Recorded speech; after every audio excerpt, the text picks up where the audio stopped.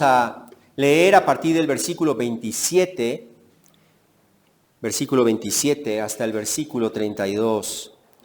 El Señor nos dice así en su palabra infalible e inerrante: ustedes han oído que se dijo, no cometerás adulterio. Pero yo les digo que todo el que mire a una mujer para codiciarla ya cometió adulterio con ella en su corazón. Si tu ojo derecho te hace pecar, arráncalo y tíralo. Porque te es mejor que se pierda uno de tus miembros y no que todo tu cuerpo sea arrojado al infierno.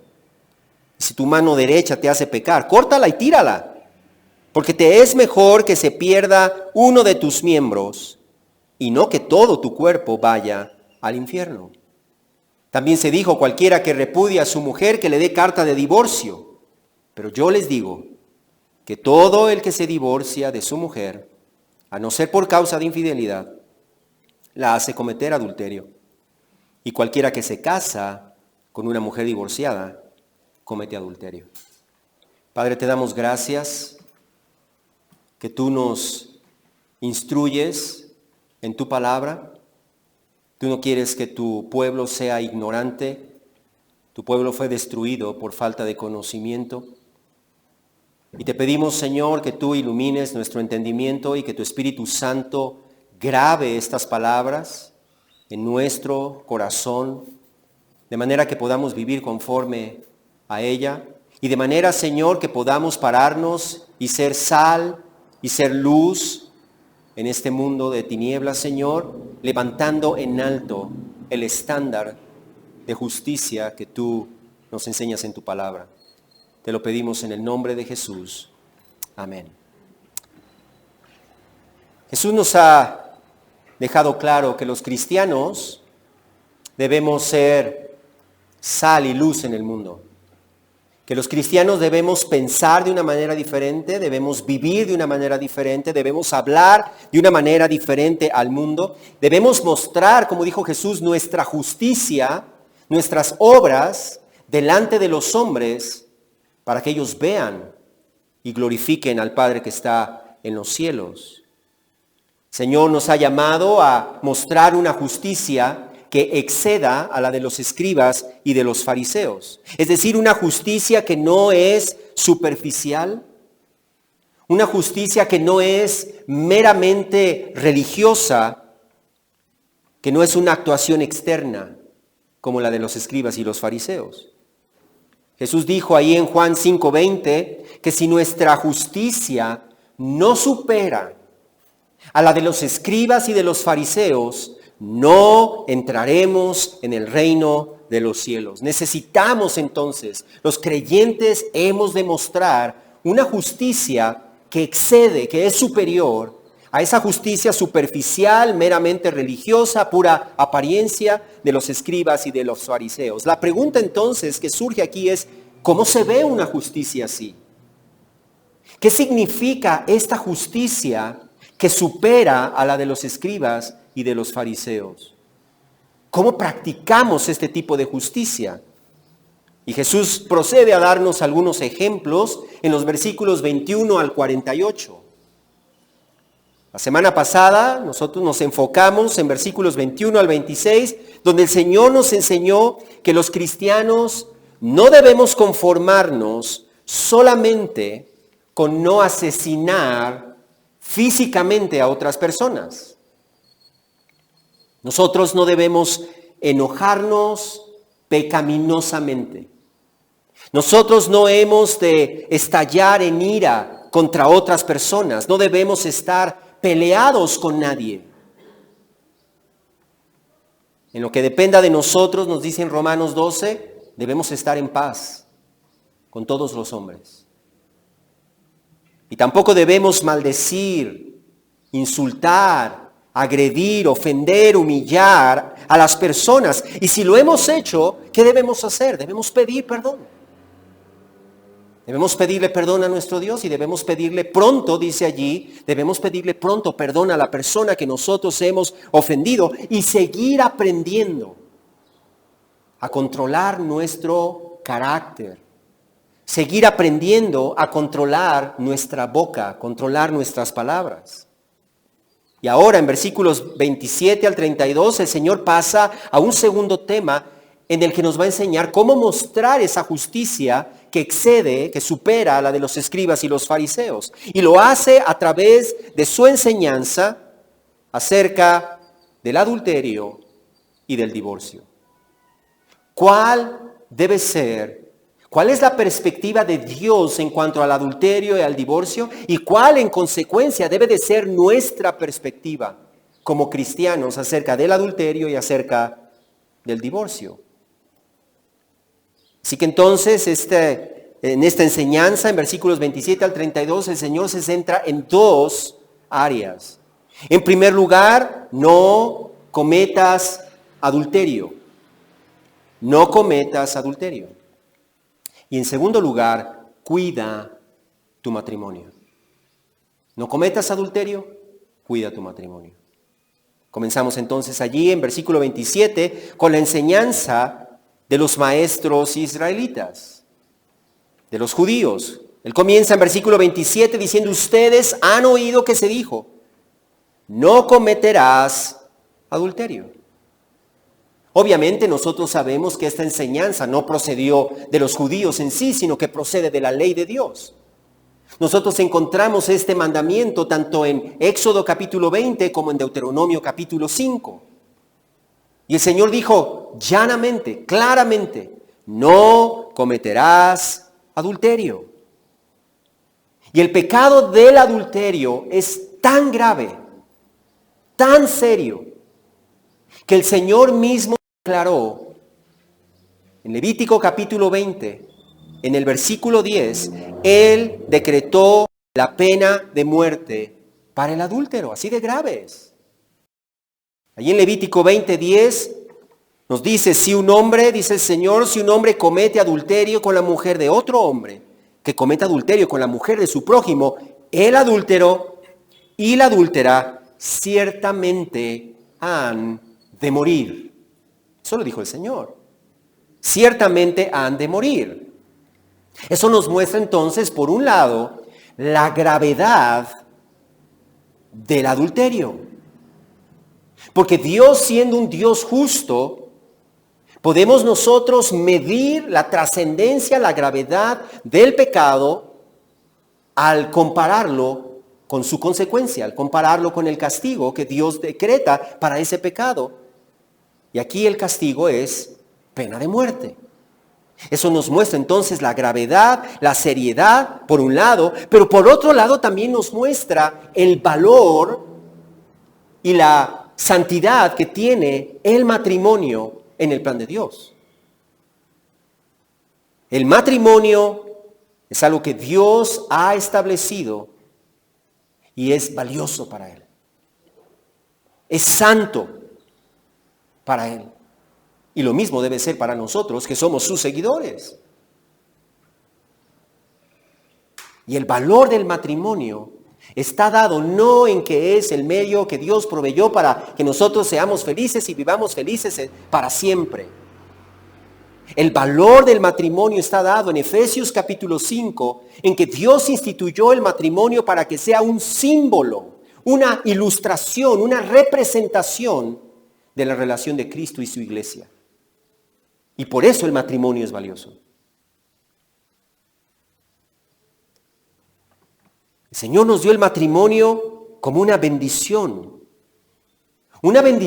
que ha de ser disfrutada exclusivamente entre un hombre y una mujer. Un hombre y una mujer que se comprometen delante de Dios, no delante de los hombres, no es firmar un papel, es un compromiso, es un pacto delante de Dios de vivir dedicados el resto de la vida a cuidar, a amar, a proteger, a servir a tu cónyuge. Eso es el matrimonio. Y el Señor mismo nos enseñó desde el principio, desde el libro de Génesis, ¿cuál es la clave para que tu matrimonio tenga éxito? Desde el principio. Cuando Él instauró el matrimonio, Él enseñó al primer matrimonio y en consecuencia a todos los matrimonios que vendrían después, ¿cuál es la clave para que un matrimonio funcione? Y el Señor dijo, dejará el hombre a su padre y a su madre, y se unirá a su mujer, y serán los dos una sola carne. Génesis 2:24. La clave entonces para el éxito en el matrimonio es poner a tu cónyuge en primer lugar, por encima de cualquier otra relación. Aún las relaciones más cercanas, como nuestra relación con nuestro padre y nuestra madre. Por encima, por lo tanto, de cualquier otro tipo de relación, amistad, por encima de cualquier otra actividad, por encima de cualquier bien material. Prioridad para dedicarnos a hacer crecer nuestra relación, amando, cuidando, protegiendo, sirviendo. El matrimonio es servicio. Es servicio. No entramos o no debemos entrar al matrimonio pensando en cómo vamos a ser servidos. ¿Qué es lo que la otra persona tiene que hacer por mí? Debemos entrar en el matrimonio pensando qué es lo que yo voy a hacer por mi cónyuge. Y es amarle, cuidarle, servirle. De igual manera el Señor nos dio la bendición del sexo, pero para ser disfrutada exclusivamente. Y cuando digo exclusivamente significa que excluye. Exclusivamente dentro del matrimonio. Exclusivamente entre una esposa y su esposo. Y dentro del matrimonio es una bendición. El sexo no es pecado cuando es practicado dentro del matrimonio, donde Dios lo diseñó para que funcionara. Pero fuera del matrimonio es pecado. Fuera del matrimonio es adulterio. Fuera del matrimonio trae destrucción, trae heridas, trae cicatrices, trae marcas que no se quitan. Sin embargo, los escribas y los fariseos enseñaban que el matrimonio, el mandamiento, de no adulterar se limitaba solamente al acto externo. Es decir, solamente al acto físico del adulterio. Y no solamente eso, sino que ellos buscaron la manera de justificar el adulterio. ¿Cómo puedes justificar el adulterio? Ellos lo hicieron. Y vamos a ver más adelante cómo es que ellos lo hicieron. Es entonces que Jesús procede a su enseñanza con una autoridad definitiva, diciendo, pero yo les digo, que todo el que mire a una mujer para codiciarla, ya cometió adulterio con ella en su corazón.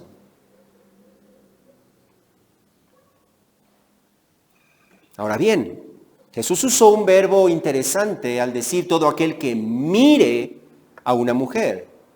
Ese verbo mirar no se refiere simplemente a ver a alguien, como que ves el árbol. Es un verbo que se refiere a observar detenidamente. Observar detenidamente. Contemplar con un propósito. Pero el problema no es simplemente mirar a una mujer. Si el problema fuera mirar a una mujer y sentirse atraído por ella, simplemente nadie se casaría. Nadie se casaría.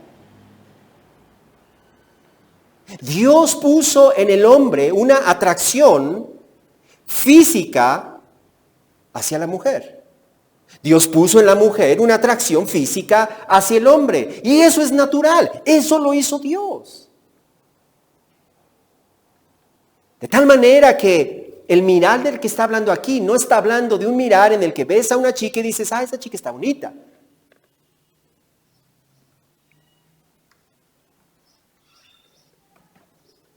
El problema está en el propósito de esa mirada. En el propósito de esa mirada. Mirar detenidamente, mirar cuidadosamente, detalladamente, con un propósito, dijo Jesús, para codiciarla en su corazón. Yo les digo que todo el que mire a una mujer para codiciarla. Esa palabra codiciarla significa tener un fuerte deseo. Eso significa esa palabra codiciar.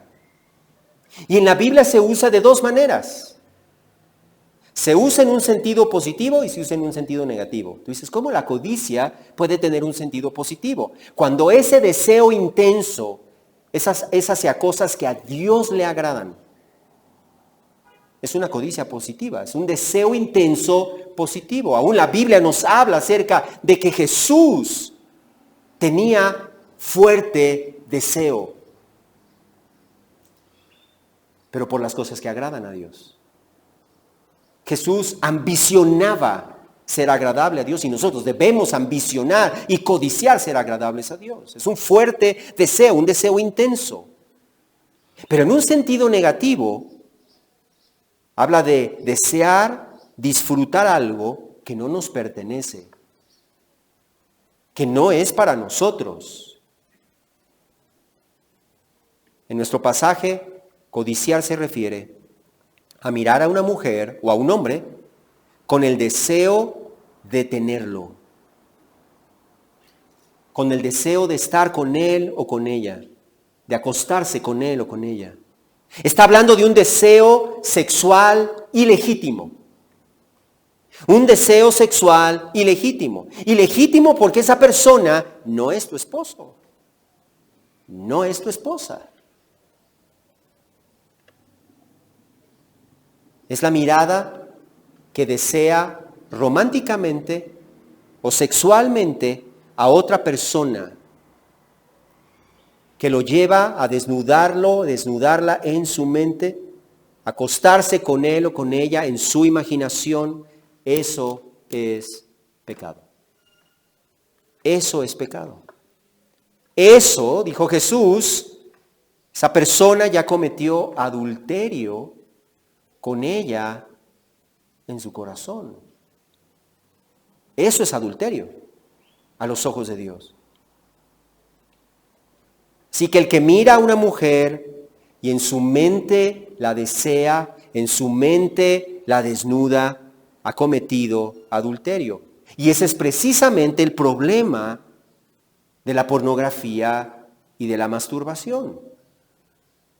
Por eso la pornografía y la masturbación son pecado, porque la persona mira a otra persona y la desea. La desea. Esa persona ha cometido pecado. La ha codiciado en su mente, en sus pensamientos, en su corazón. Y eso es adulterio. Ahora bien, alguien podría decirme, bueno, pero allí está hablando acerca pues de personas casadas, porque el adulterio pues es entre personas casadas, ¿no es cierto? Sin embargo, observen que Jesús dijo que todo el que mira, no dice el casado que mira, todo el que mira a una mujer para codiciarla. Esa palabra todo entonces incluye a toda aquella persona que lo hace sin importar su edad, sin importar su estado civil. Eso es adulterio, eso es pecado. Ahora bien, tampoco faltará quien piense que Jesús estaba refiriendo solamente a los hombres, porque habla allí del que mire a una mujer para codiciarla. Pero no es así. Y no es así porque simplemente debemos pensar que Jesús no podría estar diciendo que es pecado solamente si un hombre mira a una mujer con deseo, pero que está correcto y está bien y no hay problema si la mujer mira al hombre con deseo. Simplemente Jesús estaba poniendo al hombre como ejemplo porque de manera natural De manera natural, Dios diseñó al hombre de una manera tal que es estimulado por lo que ve. Dios nos hizo así. Y eso es natural.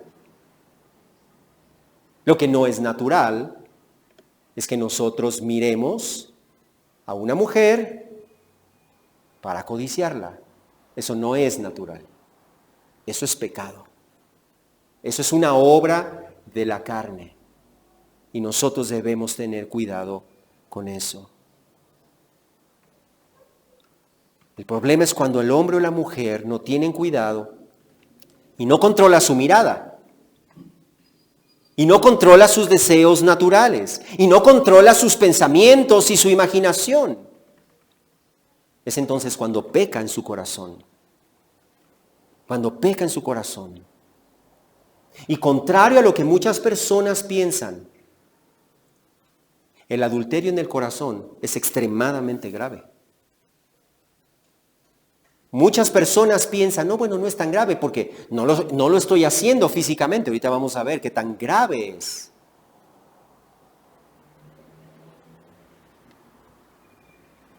Y es por eso que Jesús, en su infinita misericordia y compasión con nosotros, no solamente nos dice que no debemos hacerlo, no solamente nos dice que no debemos adulterar en nuestro corazón, ni tampoco externamente, sino que Él mismo nos da el antídoto, Él mismo nos da la manera de evitar caer en el adulterio, en el corazón y el adulterio físico. Y Él lo hace allí en versículos 29 y versículo 30. El primero, en versículo 29, se enfoca en el antídoto contra el adulterio en el corazón, porque de allí sale todo, ¿no es cierto? ¿No dijo Jesús eso? Del corazón salen malos pensamientos, del corazón salen adulterios, del corazón sale todo eso. Así que entonces hay que tratar primero con el corazón. Y fíjate bien lo que dijo Jesús en versículo 29. Si tu ojo derecho te hace pecar, arráncalo. Arráncalo. Y tíralo. ¿Cuántos de nosotros, si escucháramos estas palabras por primera vez, no nos impactan? Si tu ojo te hace pecar, arráncalo y tíralo. Porque te es mejor que se pierda uno de tus miembros y no que todo tu cuerpo sea arrojado al infierno. Observa cómo Jesús se está enfocando en primer lugar en el adulterio en el corazón. Porque ese adulterio en el corazón empieza con los ojos, empieza con lo que miramos. Así que Jesús se enfoca en lo que miramos. Y dice, si tu ojo derecho te hace pecar, arráncalo y tíralo. Jesús entonces comienza diciéndonos, arráncate el ojo y tíralo. La pregunta aquí que nos hacemos es, ¿está Jesús hablando en un sentido literal? ¿Hemos de arrancarnos el ojo para no pecar? No sea que seamos arrojados en el infierno de fuego. ¿Y cómo sabemos que Jesús no está hablando en un sentido literal? Está claro que no está hablando en un sentido literal porque Jesús está enseñándonos la solución al problema. Y si el problema es el ojo, todavía tienes el izquierdo. Y todavía puedes pecar en tu corazón. ¿No sería entonces una gran solución que tú te saques el ojo derecho cuando todavía tienes el izquierdo? Jesús está hablando entonces en un sentido figurado. Jesús está hablando entonces en un sentido hiperbólico, es decir, exagerado, para impactar a sus oyentes de la misma manera que nos impacta todavía hasta hoy en día estas palabras, para mostrarnos lo drástico que nosotros debemos de ser para tratar con el pecado del adulterio de nuestro corazón. De nuestro corazón. Ni siquiera ha pasado todavía a nuestras manos. Él está tratando con nuestro corazón, con nuestro ojo. La lección entonces es que nosotros cuidemos lo que vemos y que seamos drásticos, porque lo que está en juego es tu vida eterna. De tal manera que si la televisión es un problema para ti, pues no veas la televisión. ¿Qué será más doloroso, sacarse un ojo o dejar de ver la televisión? Ahora, puedes hacerlo sin estar a solas. Si la computadora o el celular es una causa de pecado para ti, cuida lo que ves y establece medidas para que no caigas en pecado. No estés a solas en el internet. Ponte en un lugar donde seas visible, donde otras personas puedan verte. Si es un problema con el que luchas y no has podido vencerlo, habla con un cristiano maduro en el Señor que pueda orar contigo y al cual tú puedas rendir cuentas. Ay, pero es que eso me da pena. Pues entonces te vas a ir al infierno con todo y tu pena. Así de simple. Porque lo que está en juego, dijo Jesús allí, es tu eternidad. Dice, más vale no tener televisión, más vale estar siempre con alguien viendo el internet, más vale que le cuente a alguien un problema con el que no he podido lidiar, que ser arrojado, dice Jesús, ser arrojado al infierno de fuego. Eso es lo que estás jugando. Ese es el problema, esa es la gravedad de cometer adulterio en nuestro corazón.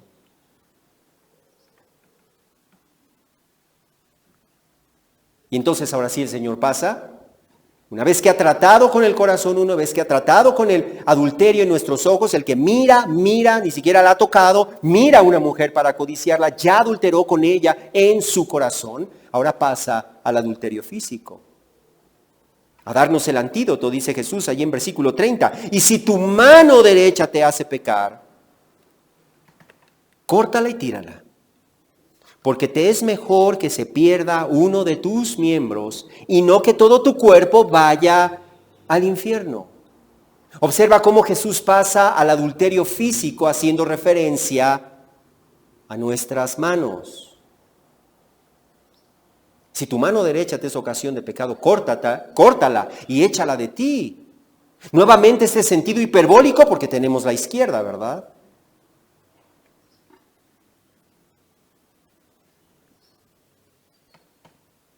Pero observa que el antídoto en ambos casos es ser drástico. Es ser drástico. Es apartarte de todo aquello que te expone a la tentación. Porque si no lo haces tendrás que pagar las consecuencias. Y observemos nosotros que en versículo 29, el adulterio en el corazón y su consecuencia, cuando lo comparamos con el versículo 30, con el adulterio físico y su consecuencia, ¿cuál es la consecuencia? La misma. La misma. Así que no nos engañemos pensando, bueno, es en mi mente, es en mi imaginación. No estoy haciendo nada malo. Esa actitud es precisamente la de los escribas y de los fariseos. Y Jesús dijo, si no mostramos una justicia superior a esa, no vamos a entrar en el reino de los cielos. El adulterio en el corazón te manda al infierno. El adulterio físico te manda al infierno.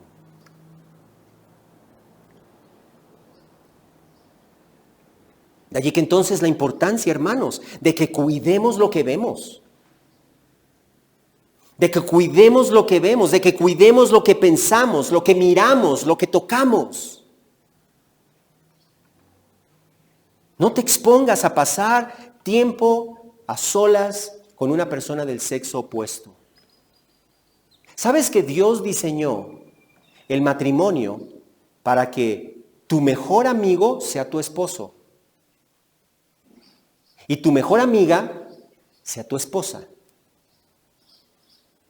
Esta idea de yo tengo mi mejor amigo, mi mejor amiga acá por otro lado, ¿sí? Te expone al peligro. Pasar tiempo a solas con una persona del sexo opuesto te expone al peligro. Y eso incluye platicar por el WhatsApp. Nosotros hemos visto casos que comenzaron como pláticas casuales y ocasionales, que por no poner límites empezaron a pasar a otro nivel y a otro nivel y a otro nivel y a platicar de cosas que ya no debían platicar y a compartir imágenes que no debían compartir y terminaron en adulterio, ya sea en el corazón o incluso adulterio físicamente.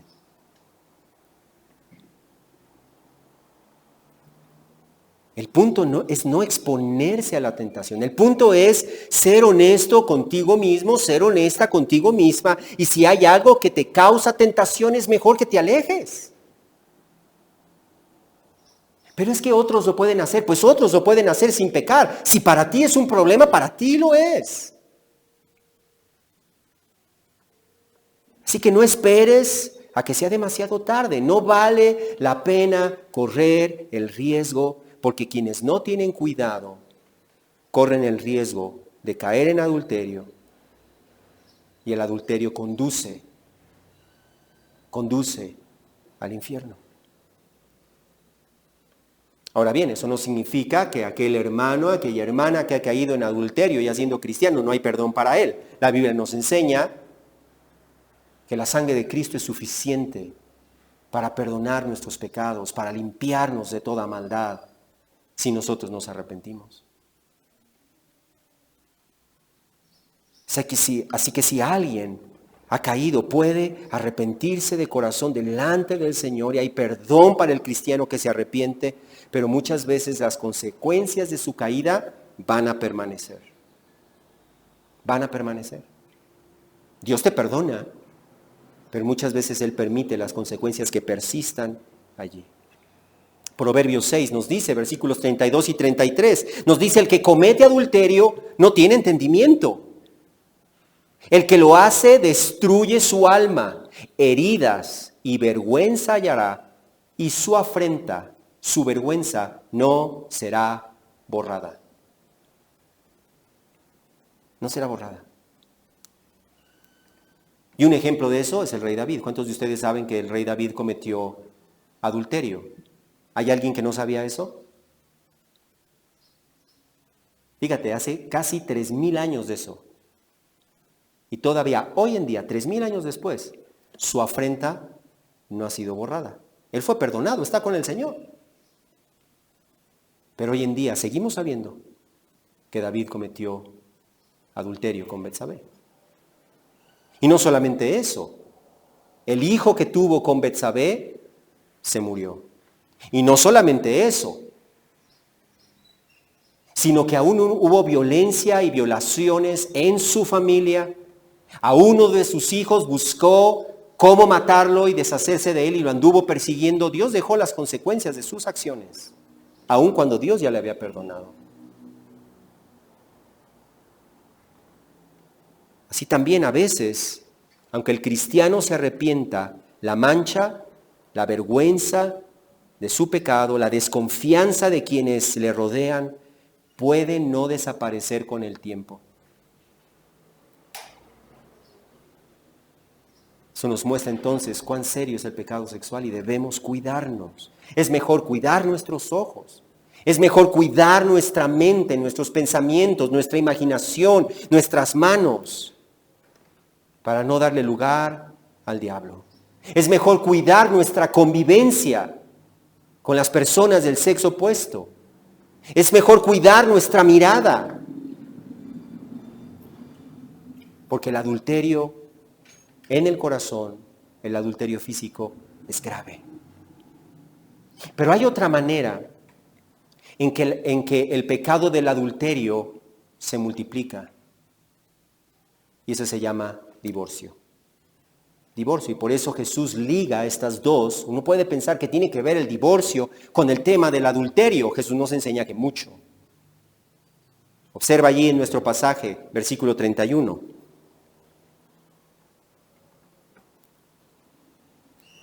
También se dijo, cualquiera que repudie a su mujer, que le dé carta de divorcio. Y aquí es en donde los judíos tergiversaron la enseñanza de Dios en su ley. Ellos entendían que este era un mandamiento, y lo podemos ver más adelante en Mateo 19, que este era un mandamiento. Dios a través de Moisés mandó que el que se divorcia, pues simplemente que le dé carta de divorcio a su mujer y asunto arreglado. Y es así como los escribas y los fariseos distorsionaron la enseñanza de Dios para justificar el adulterio. Si el problema es que estás casado, pues entonces termina con el matrimonio, te casas otra vez y entonces ya no cometes adulterio. Fácil, ¿no? Y el Señor efectivamente dijo eso en Deuteronomio capítulo 24. Pero allí en Deuteronomio 24, observa lo que el Señor dijo en versículo 1. Deuteronomio 24:1. Cuando alguien toma una mujer y se casa con ella, si sucede que no le es agradable porque ha encontrado algo reprochable en ella y le escribe certificado de divorcio y lo pone en su mano y la despide de su casa. Observemos cómo no hay ningún mandamiento allí. No hay ningún mandamiento allí. El Señor está describiendo una situación en la que un hombre y una mujer se casan, pero resulta que él encuentra que su esposa ya no le es agradable, pero no termina allí. Dice allí, porque ha encontrado algo reprochable en ella. ¿Qué fue lo que hicieron entonces los judíos? Pues simplemente convertir ese algo reprochable pues en cualquier cosa. De tal manera que en los tiempos de Jesús, los judíos se divorciaban por cualquier motivo. ¿Y recuerdas tú que una vez le preguntaron a Jesús sobre eso? ¿Es lícito para el hombre divorciarse de su mujer por cualquier motivo? Porque eso es lo que estaban ellos haciendo. Porque eso es lo que ellos enseñaban. Sobre todo la escuela de Gilel, que era un rabino conocido. Y entonces un judío podía divorciarse porque ya no le gustó la manera en que preparaba a su esposa la comida, porque ella ya no se arreglaba o se arreglaba de más, porque se le quemaban las tortillas, por decir algo, ellos no usan tortillas. Y entonces ahí está, es algo reprochable, y entonces le doy carta de divorcio y me olvido del problema. Pero la clave está entonces en ese pasaje, en la palabra reprochable. Reprochable. Y esa palabra reprochable, que se traduce en otras partes del Antiguo Testamento como desnudez, se usaba para hacer referencia a algo vergonzoso, a algo indecente, a una conducta inapropiada, que estaba cerca del adulterio, pero que no era adulterio, porque ustedes saben, leímos Levítico 20:10, el adulterio se castigaba con la pena de muerte. ¿Sí? Entonces estamos hablando de algo serio, que no llega a ser adulterio. Y fue así como los escribas y fariseos convirtieron el divorcio en un pan de todos los días. Y es lo mismo que sucede hoy en día entre nosotros, ¿no es cierto? Hoy el divorcio se ha convertido en el pan de cada día. Y las estadísticas hoy en día entre los divorcios en el pueblo de Dios, comparados con los divorcios fuera del pueblo de Dios, ya no hay diferencia. ¿Dónde está la sal? ¿Dónde está la luz? Si no mostramos una justicia que es superior a la de los escribas y los fariseos, no entraremos en el reino de Dios. Y muchos, fíjate bien la sorpresa, que muchos llegarán en aquel día, dijo el Señor en capítulo 7 de Mateo, versículo 21, muchos van a llegar en aquel día y se van a asombrar de que Dios les va a decir, nunca los conocí. Y puedo pensar aún en iglesias, entre comillas, enteras, a las que Dios les va a decir, nunca los conocí, hacedores de maldad.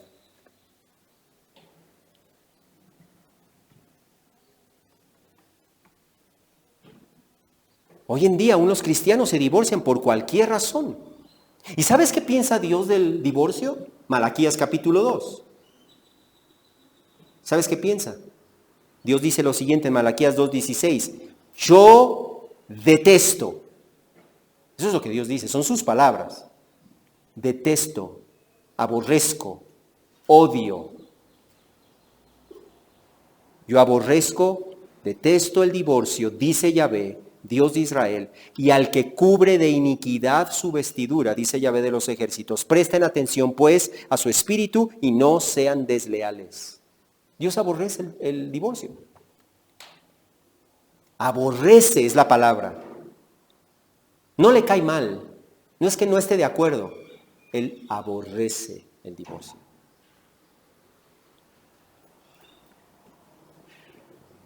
En una ocasión en Mateo 19, en versículos 3 al 6, los judíos se acercaron precisamente a preguntarle a Jesús sobre este asunto. Versículo 3, para ponerlo a prueba, le dijeron, ¿le está permitido a un hombre divorciarse de su mujer por cualquier motivo? Jesús le respondió, ¿qué no han leído que aquel que los creó desde el principio los hizo varón y hembra? Observa con qué empieza. Dios los hizo varón y hembra. Eso es matrimonio. Si no es, escúchame bien, si no es entre un hombre y una mujer, eso no se llama matrimonio. No se llama matrimonio. El matrimonio no es una convención social. Dios diseñó el matrimonio. Dios creó el matrimonio. Y el que define lo que es un matrimonio es Dios, no la sociedad. Y Dios dice es un hombre y una mujer. Ahora observa que no dice, y los creó Dios, hombres y mujeres. ¿Los hizo qué? Varón singular, hembra singular. Dios no hizo un plan B. Dios no hizo un plan B para Adán. Dios no hizo un plan B para Eva. Dios creó un hombre y Dios creó una mujer. Y dijo, por esta razón, dejará el hombre a su padre y a su madre, se unirá a su mujer, y los dos serán una sola carne. Así que ya no son dos, sino una sola carne. Por lo tanto, lo que Dios ha unido, ningún hombre lo separe.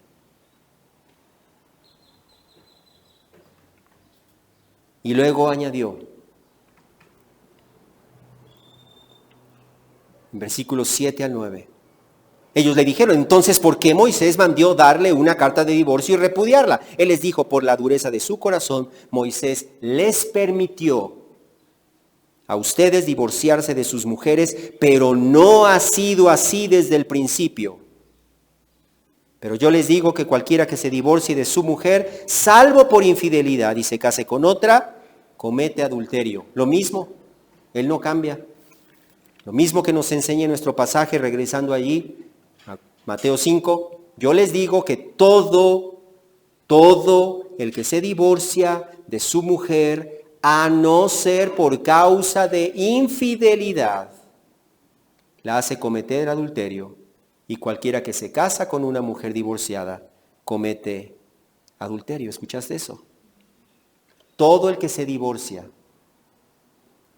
Ahora, está hablando aquí del hombre porque el hombre es el que generalmente se divorciaba. Todo el que se divorcia y toda la que se divorcia y se vuelve a casar, comete adulterio. Y observa cómo se multiplica el adulterio. Comenzó con un adúltero y ahora ya hay 4 adúlteros.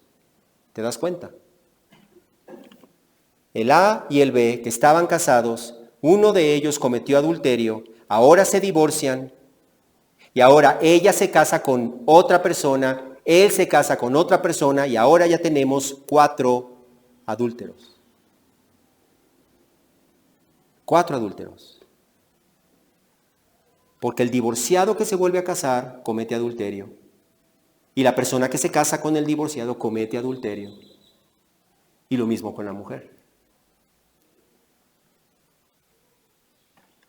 Dios aborrece el divorcio porque multiplica el adulterio.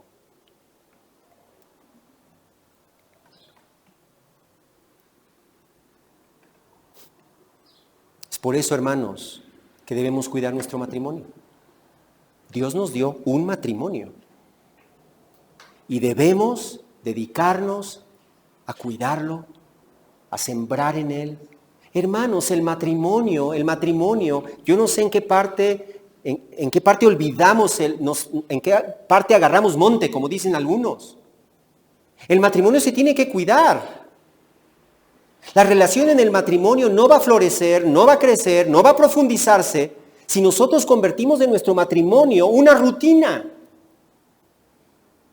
No hay comunión, no hay intimidad, no hay conversación, no hay tiempo juntos a solas. Aunque sea salir a caminar a la calle, al parque, al dar la vuelta. No hay nada de eso, porque todo el mundo está ocupado. Entonces no te quejes que tu matrimonio se está desmoronando. El matrimonio se le tiene que invertir. Dejará el hombre a su padre y a su madre y se unirá a su mujer. Prioridad.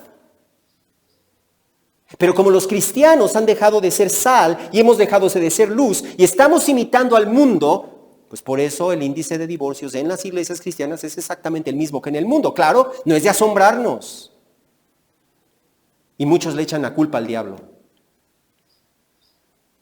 Tú eres responsable de qué haces y de lo que no haces en tu matrimonio. Si no siembras en él, ¿cómo esperas que florezca? No puede haber. Y debemos alimentar nuestro matrimonio y debemos aprender a tratar bíblicamente y oportunamente los problemas que surgen en nuestro matrimonio. Y si tenemos problemas que no hemos podido resolver, debemos buscar ayuda. Pero muchos esperan hasta que ya no hay remedio. No, pues ya qué te digo. Hay hermanos que llegan cuando ya firmaron el acta de divorcio. Y llegan preguntando, ¿qué debo hacer, hermano? No, pues ¿qué debes hacer? Pues si ya lo firmaste. ¿Por qué esperar hasta entonces?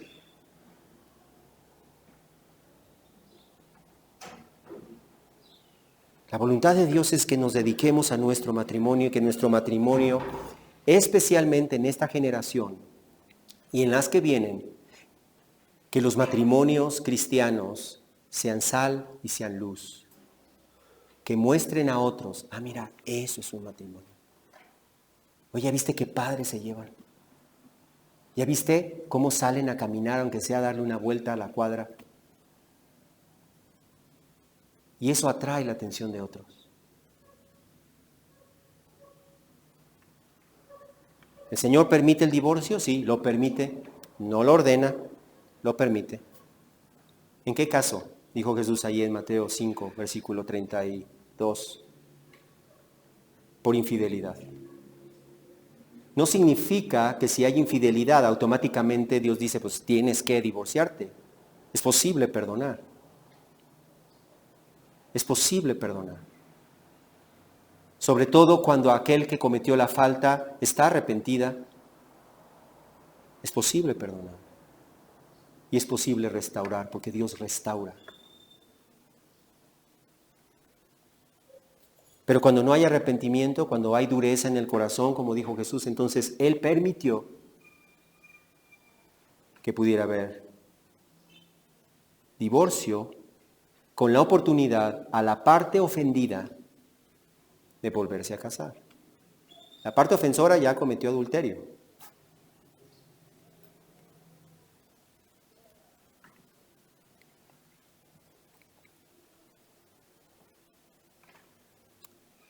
Y es por eso que el apóstol Pablo nos dice en 1 Corintios 7, a los casados instruyo, no yo, sino el Señor, que la mujer no debe dejar al marido.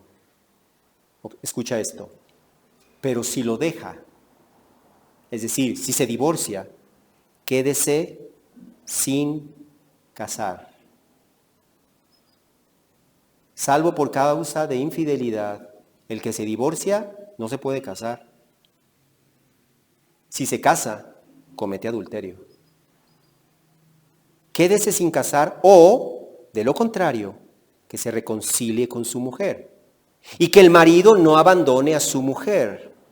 El cristiano entonces no debe divorciarse.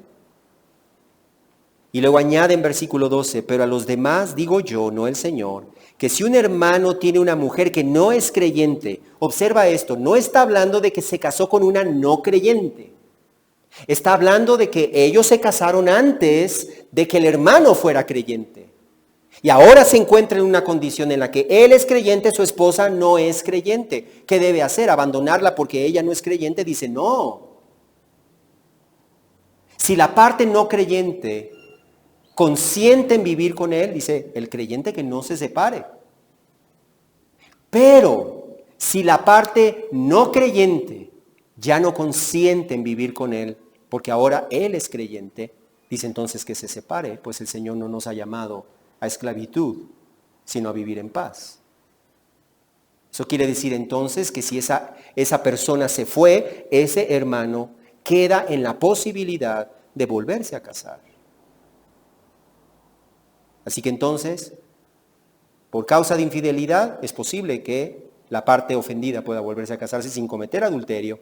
Si la otra persona se va, se divorcia, entonces esa persona queda en libertad para volverse a casar, si es una parte no creyente. Pero ¿qué sucede si, bueno, ya te divorciaste y ya te volviste a casar? Pues, número uno, le llamamos a las cosas lo que son, adulteraste al hacer eso. Pero eso no significa, nuevamente, que no hay perdón para aquel que cometió ese error. Hay perdón y hay restauración. Y no significa que esa persona que ya se casó, ahora tiene que buscar a la anterior para, no, pues no, ya está casado. Entonces, ahora debe hacer lo que Dios dice. Antes no lo hizo, por eso tronó el matrimonio. Ahora debe dedicarse a hacer lo que Dios dice. De tal manera que su matrimonio sea lo que Dios dice que debe de ser.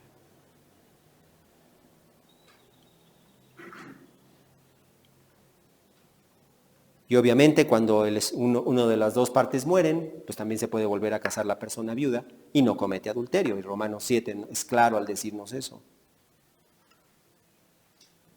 Así que entonces, este pasaje nos enseña la gravedad del adulterio. ¿Sí? La gravedad del adulterio. Y nos enseña las formas de adulterio, no solamente es el acto físico, también es cómo miramos, cómo pensamos, cómo imaginamos. Es mejor, como dice Jesús, que nosotros nos dediquemos a cuidar nuestro matrimonio. Y si todavía no estás casado, a esperar hasta que llegue ese momento en el que Dios ponga a la persona indicada en tu camino, y la persona indicada no será un no creyente si tú eres un creyente. Así que no tienes ni siquiera que preguntarle a Dios y consultarle, ¿será esta la persona? ¿No es creyente? Automáticamente no lo es. Ni siquiera le tienes que preguntar porque Dios ya lo dijo. Y dedícate a invertir en tu matrimonio. Dedícate a la otra persona, a conocerla más profundamente, a pasar tiempo con ella. ¿Qué es lo que hacías en un principio? Querías estar con la persona con la que te casaste todo el tiempo y conocerla y saber lo que le gusta, lo que no le gusta, y salir juntos, irse a tomar una nieve. Pero si no invertimos en nuestro matrimonio, nuestros matrimonios van a ser exactamente igual de insípidos que los matrimonios allá afuera, que simplemente porque están juntos y viven bajo el mismo techo le llaman matrimonio. Eso no es lo que Dios diseñó. Dejará el hombre a su padre y a su madre, se unirá a su mujer y los dos serán una sola carne. Por tanto, lo que Dios ha unido, que no lo separe el hombre. Vamos a orar. Padre, te damos gracias, Dios, por tu infinita bondad al enseñarnos acerca de esto, Señor. Señor, te pedimos que tú nos enseñes a cuidar nuestro matrimonio, invertir en nuestro matrimonio, Señor, que no dejemos que la rutina convierta nuestro matrimonio simplemente en dos personas que viven juntas, Señor, ayúdanos a que haya siempre esa chispa, esa emoción, que nosotros mismos, Señor, cultivamos y abonamos. Líbranos a los casados y libra a los solteros también, Señor, del pecado sexual. Ayúdanos a todos a cuidar nuestros ojos, a cuidar nuestra mente, nuestros pensamientos, nuestra imaginación.